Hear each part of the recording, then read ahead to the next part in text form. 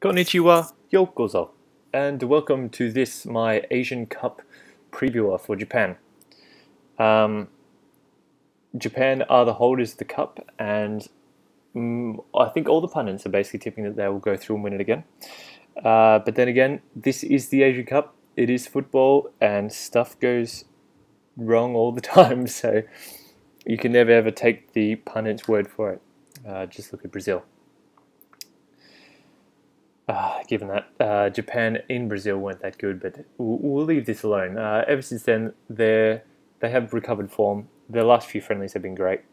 Can't really argue with them, and they've got some players in form. So let's delve right in, shall we? Their first match is up against Palestine, I believe, on the 12th in Newcastle. That should be a romp for Japan, really. Japan shouldn't have any issue whatsoever. And to be perfectly honest, their Group D with Jordan, Iraq, and Palestine is a joke, really. They should go through there really easily without any hitches at all. It has not much else to say except for the match should be an interesting showcase and should have a lot of goals in it. That's basically all I can say. I would like to draw your attention to three players. My three players to look out for in the next few matches. And they are Shinji Kagawa, Yasuhito Endo, and Shinji Akozaki. Kagawa comes from Borussia Dortmund by way of Manchester United, by way of Borussia Dortmund. He's one of Fergie's last signings.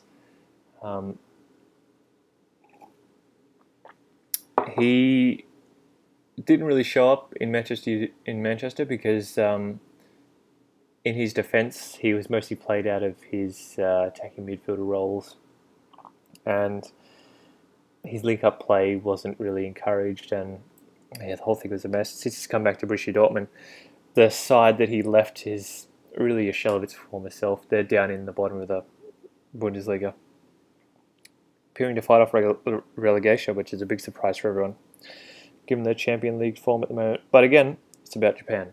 Kagawa, his stats are appearances this season are 19. He's had 2 goals and 3 assists.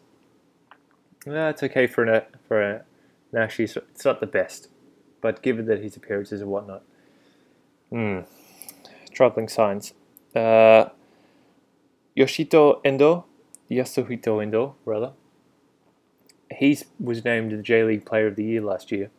And he won the league in an emphatic fashion with his side Gamba Osaka.